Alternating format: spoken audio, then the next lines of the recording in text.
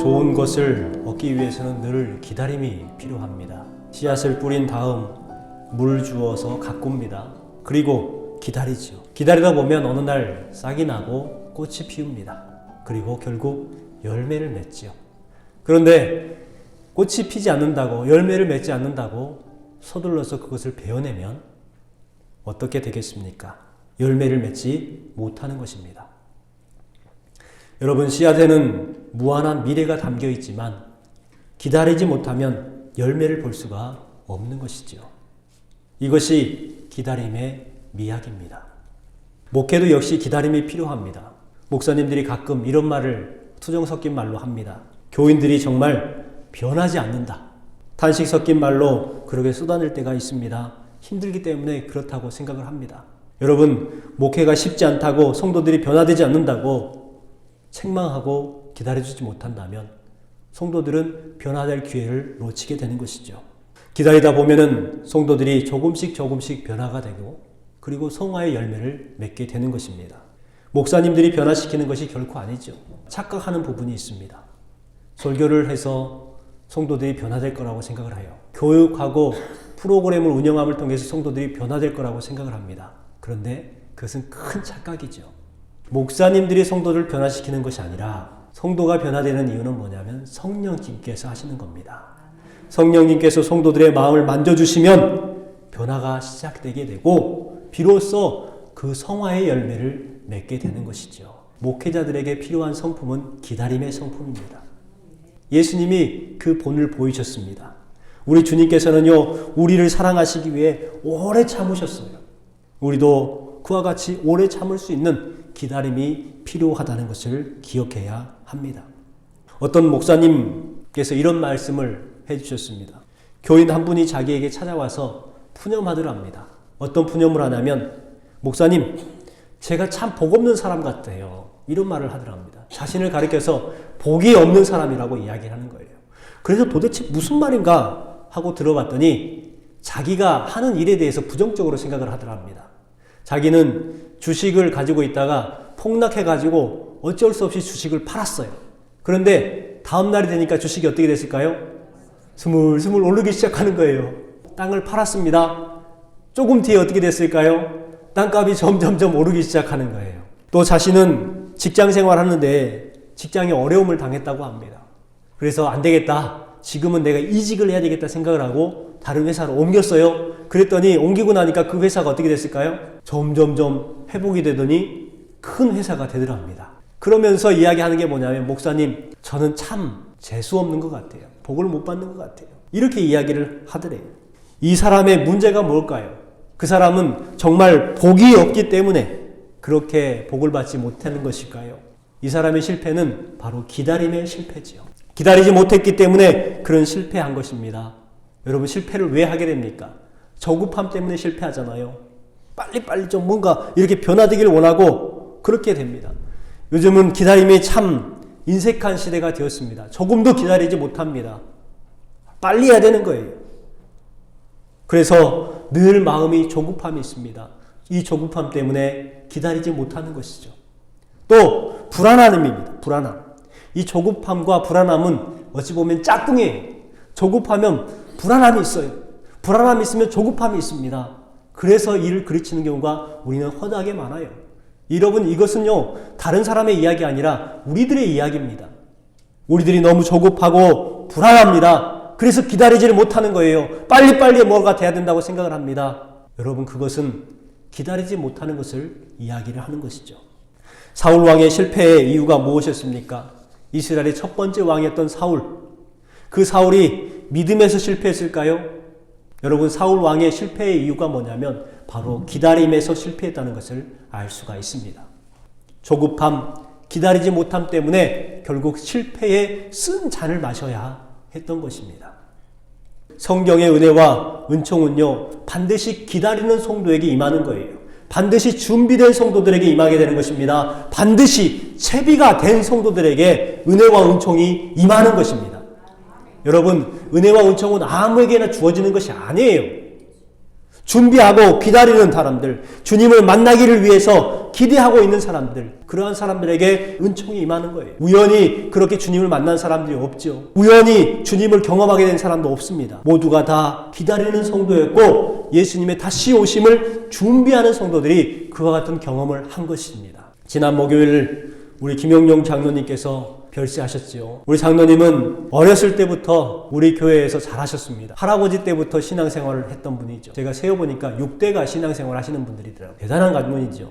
그와 같은 장로님께서는 우리 교회를 솔선수범하여 섬기셨습니다. 나라에 충성하셨고 교회가 어려웠을 때에 교회를 위해서 자신의 모든 것들을 내어놓았던 분이시죠. 교회가 어려움을 당했을 때에 자신이 감옥에 가겠다라고 다짐했던 분이십니다. 그와 같은 그 일들을 잘 감당했어요. 여러분, 장로님께서 어떻게 해서 그와 같은 사명을 감당해 나갈 수가 있었을까요? 저는 이 장로님을 생각하면서 말씀을 묵상하는데 장로님은 어떤 분이셨느냐? 바로 기다릴 줄 아는 장로님이셨다는 거예요. 기다릴 줄 아는 장로님. 장로님께서 선한 분이고 착한 분이기 때문에 봉사하고 헌신하는 것도 맞지만 우리 장로님에게는 한 가지 기대가 있었을 거예요. 그 기대가 뭐냐? 바로 하나님께서 주실 그 의의 면류관, 생명의 면류관을 바로 받기에 준비된 그릇이 되었다는 것입니다. 장로님뿐만 아니라 이곳에 계시는 모든 분들이 주님의 때를 기다리고 또 기대하는 성도들이 되시기 바랍니다. 주님의 다시 오심을 준비하는 성도들이 되시길 바랍니다. 그리함을 통해서 은혜와 은총이 여러분의 삶 가운데 경험되어지고 부어지는 역사가 임하시기를 주님의 이름으로 축원합니다. 여러분, 건강한 교회는 어떤 교회일까요? 건강한 교회는요, 예수님의 오심을 기다리는 성도들이 많은 교회가 건강한 교회입니다. 우리 교회는 예수님의 다시 오셨을 때에 밤낮게 마라나타 아멘 하면서 환영할 수 있는 교회가 되기를 주님의 이름으로 축원합니다.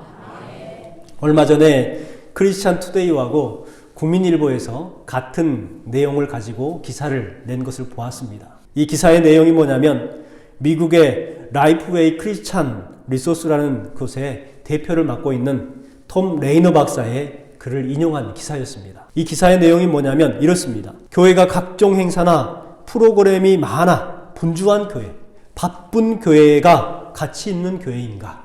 바쁜 교회, 일이 많은 교회는 무능한 교회일 확률이 높다라고 말을 했습니다. 우리의 생각과 전혀 반대되죠. 우리는 교회가 무슨 일이 많고 프로그램이 많이 운영되고 막 성도들이 왔다 갔다 하는 것들이 보이고 그런 것들을 많이 해야 좋은 교회, 능력 있는 교회, 또 하나님께서 귀하게 쓰시는 교회라고 생각을 했는데 분석을 해보니까 반대라는 거예요. 여러분, 톰 레이너 박사님이 왜 이 말을 했느냐면 교회들이 너무 바빠요. 덩달아서 성도들도 너무 바빠요. 그것을 어찌 보면 너무나 좋은 교회라고 생각하는 거예요. 그래서 일을 많이 하는 교회, 그렇지만 정작 주님의 다시 오심을 기다리지 못하는 교회다라는 거예요. 예수님의 다시 오심을 기다리지 못하고 그냥 일상 가운데 바쁜 그러한 회사 같은 교회가 여러분 오히려 무능한 교회라는 거예요. 주님 모셨을 때에 무능한 교회가 되는 것이죠. 여러분, 우리 교회는 어떤 교회가 되길 원하십니까? 저는 우리 교회가 바쁜 교회, 프로그램이 많은 교회, 또 교육을 많이 하는 교회, 저는 이거보다 주님의 때를 기다릴 줄 아는 교회가 되기를 소망합니다. 우리 고 김영용 장로님께서 남기신 우리 교회 성도들에게 주는 교훈 같습니다. 우리 교회 성도들이 주님의 다시 오심을 기다릴 줄 아는 성도들, 후에 주님을 만나실 때에 의의 면류관이요 생명의 면류관을 누리시는 저와 여러분 되시기를 주님의 이름으로 축원합니다. 오늘 본문 말씀에 보면 현대 교회의 무정적인 모습과 너무나도 닮아있는 한 공동체의 이야기가 기록이 되어 있습니다. 바로 유대인들의 회당입니다. 예수님께서 어렸을 때 자르셨고 또 지내셨던 고향, 그리고 부모님이 계셨던 그 나사렛이라는 동네에 가셔서 유대인의 회당에 들어가셨습니다. 그리고 성경을 읽기 위해서 일어섰더니 옆에 있던 사람들이 예수님에게 두루마리를 건네주었습니다. 그리고 예수님은 이사야 61장 1절부터 3절까지 말씀을 읽습니다. 그리고 그 두루마리를 다시 접어서 옆에 있는 사람에게 주지요. 당시에 이 두루마리를 읽을 수 있는 사람들은 특정 사람들만 읽을 수 있었습니다. 누구냐? 랍비들만 읽을 수 있었어요. 그렇다면 두루마리를 건네준 이유는 뭐냐면 이 유대인 사람들은 예수님을 누구로 생각했느냐? 랍비로 생각했다는 것이 선생님으로 생각했다는 거예요. 우리 같이 한번 읽어볼게요. 주의 성령이 내게 임하셨으니 이는 가난한 자에게 복음을 전하게 하시려고 내게 기름을 부으시고 나를 보내사 포로된 자에게 자유를, 눈먼 자에게 다시 보게 함을 전파하며 눌린 자를 자유롭게 하고 주의 은혜의 해를 전파하게 하려 하심이라. 주신 말씀처럼 이사야의 말씀을 인용하여서 그렇게 읽으셨습니다. 그리고 거기서 끝난 것이 아니라 예수님께서 그들에게 이렇게 말을 하죠. 이 글이 오늘날 너희 귀에 응하였느니라. 너희 귀에 응하였느니라. 이 말은 이사야가 예언한 그 메시아가 바로 나다 라는 것을 말해줍니다. 예언이 성취가 됐다는 것을 이야기하는 것이죠. 여기까지 해당의 이야기가 딱 마무리되고 끝났더라면 참 좋았을 텐데 이 이야기가 끝난과 동시에 이상하게 분위기는 바뀌게 됩니다. 어떤 분위기로 바뀌게 되냐면 험악한 분위기로 바뀌게 돼요. 이 사람이 요셉의 아들이 아니냐라는 거예요. 우리와 함께 생활하고 우리와 함께 지내는 저 요셉, 별 볼 일 없는 요셉의 아들이 아니냐. 그런데 감히 자신이 메시아라고 생각하면서 과격하게 행동을 하기 시작합니다. 예수님을 회당에서 내어 쫓습니다. 뿐만 아니라 밀어서 낭떠러지에 떨어뜨리려고 합니다. 회당에 모였던 사람들이 예수님의 말씀을 듣고 변화된 것이 아니라 이상하게 과격하게 된 것이죠. 여러분, 이 모습이 유대인 회당의 모습만일까요? 오늘날 교회의 모습은 아닐까요? 미국의 어떤 교회에서 새 신자가 오면 내어 쫓는다고 합니다. 새 가족이 오면 내어 쫓는 교회. 그 이유가 무엇인가 하고 알아봤더니 그 교회가 공동묘지를 소유하고 있었대요. 이제 그 공동묘지가 꽉 차가지고 약 30개의 무덤을 만들 수 있는 장소밖에 없더랍니다. 그러니까 내가 죽어서 묻혀야 될 그 자리가 거기에 되는데 만약에 새 가족이 들어오면 새 가족이 먼저 죽어버리면 그 자리에 묻히게 된다는 거예요. 자기 무덤자리 때문에 새 가족이 오는 것을 내어 쫓는다는 겁니다. 주님께서 주시는 복음이라든지 말씀이라든지 은혜라든지 이런 것은 하나도 없고 무덤자리 차지하기 위해서 그렇게 새 가족을 내어 쫓는 교회. 유대인들이 그랬습니다. 자신들의 권위를 세우기 위해서, 자신들의 이익을 세우기 위해서 예언의 성취나 메시아나 복음이나 진리에는 조금도 관심이 없이 그렇게 행동했던 모습. 참 아름다운 이야기가 험악한 결과로 갔습니다. 무엇이 문제였을까요? 오늘 말씀의 핵심은 무엇일까요? 바로 유대인들이 그와 같이 포악하고 예수님을 죽이려고 했던 이유가 무엇이냐? 바로 예수님을 납비로 보았기 때문에 그렇습니다. 오늘날 다른 종교나 세상 사람들도 똑같습니다. 예수님을 3대 성인 중에 한 분으로 생각을 합니다. 또 기독교의 창시자로 생각을 합니다. 더 이상은 생각하지 않습니다. 그러나 예수님은 세상의 3대 성자가 아니에요. 예수님은 또한 기독교의 창시자가 아니에요. 예수님은 메시아입니다. 예수님은 그리스도이십니다. 이것을 우리는 믿어야 되는 거예요. 이것을 믿어야 하는 것이고 그 메시아를 다시금 기다리는 삶을 살아가는 성도들이 우리인 것입니다. 여러분은 예수님을 누구로 생각하십니까? 앞으로 만나게 될 그 메시아, 그 메시아는 어떤 분이실까요? 만남을 통해서 받게 될 복은 또 어떤 복일까요? 오늘 주신 말씀에 그 이사야의 예언을 통해서 예수님이 어떤 분이신지, 메시아를 만나면 어떤 복을 받게 되는지 기록하고 있는 말씀이 오늘 본문 말씀입니다. 자, 오늘 주신 말씀에 기다리는 성도들이 받게 되는 복, 어떤 복이냐? 첫 번째가 가난한 자에게 복음 전파의 복을 주셨다고 말씀합니다. 여기에서 가난하다는 것은 물질적인 가난함도 포함이 되지만 심령의 가난함, 육신적인 가난함, 풍요성의 빈곤을 경험하고 있는 가난한 사람들을 가리키는 거예요. 세상에 위로가 필요한 성도들이 바로 이와 같은 가난한 사람들입니다. 여러분, 우리가 언제 위로를 경험할 수 있느냐? 바로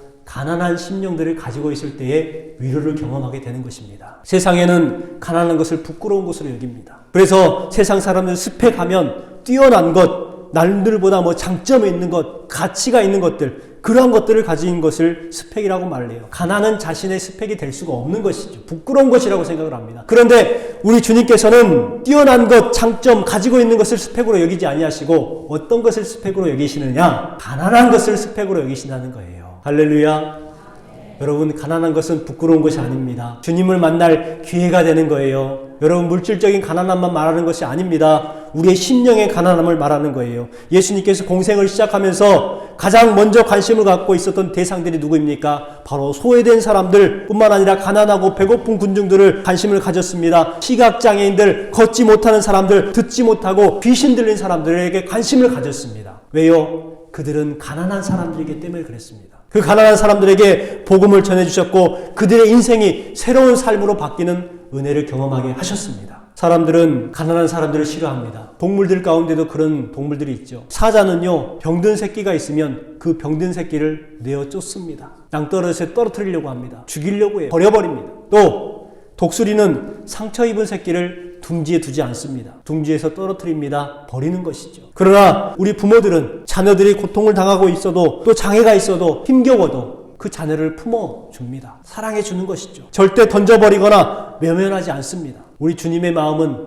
어떤 마음이실까요? 우리 부모의 마음보다 아버지의 마음으로 우리를 품어주시는 거예요. 그래서 가난한 자에게, 병든 자에게 그렇게 찾아오셔서 위로해 주십니다. 상한 갈대를 꺾지 아니하시는 주님, 꺼져가는 등불을 끄지 아니하시는 주님의 그 공연하심이 우리에게 있는 것입니다. 왜 가난한 사람들에게 먼저 복음을 전하셨을까요? 여러분, 가난한 사람들의 특징이 무엇입니까? 가난한 사람들에게는 궁핍함이 있다는 거예요. 무언가를 채우고자 하는 그러한 애탐이 있다는 것입니다. 그러한 애탐이 있었기 때문에 바로 준비된 그릇들이 될 수가 있었죠. 기다리는 거예요. 기대하는 것입니다. 그랬더니 그들에게 찾아가셔서 복음을 선포했어요. 그들의 심령에 가난함이 있기 때문에 그 복음을 선포하니까 그 복음을 받아들이는 것입니다.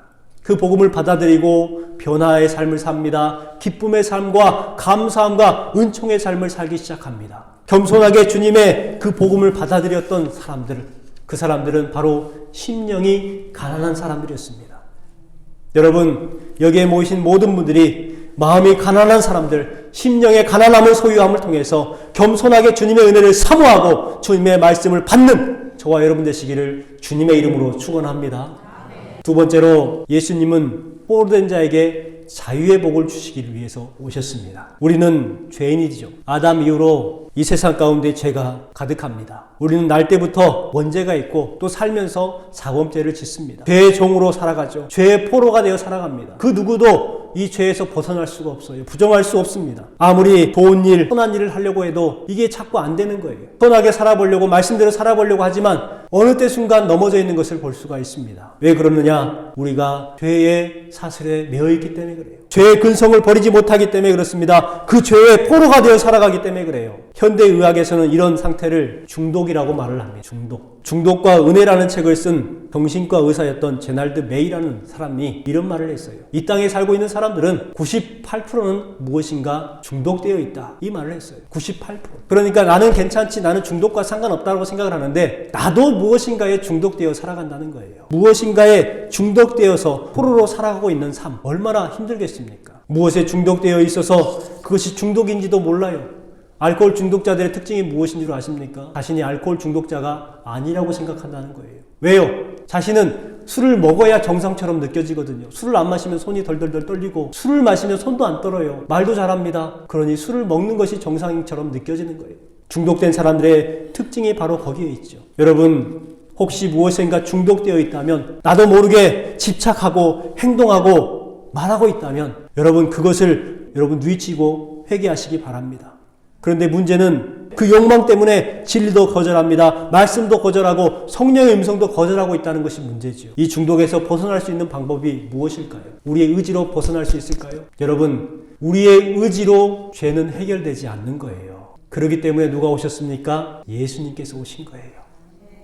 죄의 사슬에서 풀어주기 위해서 예수님께서 이 땅에 오신 거예요. 여러분, 예수님을 통해서만 우리의 죄에 대한 중독을 벗어날 수가 있는 줄 믿습니다. 여러분 모두가 예수님 안에서 참 자유를 누리시기를 주님의 이름으로 축원합니다. 세 번째는요, 눈먼 자에게 다시 보게 함을, 눈먼 자에게 다시 보게 하는 복을 주시기 위해서 이 땅에 오셨습니다. 어떤 약국에 이런 약봉지가 있었습니다. 육신의 병은 좋은 약국을 만나면 끝나고 마음의 병은 예수님을 만나면 끝난다. 참 좋은 문구죠. 그렇습니다. 육신의 병은 좋은 의사를 만나거나 또 좋은 약을 만나면 해결될 수가 있어요. 그런데 마음은 안 되는 거예요. 마음은 어떻게 해야 가능하느냐? 예수님을 만나야 되는 거예요.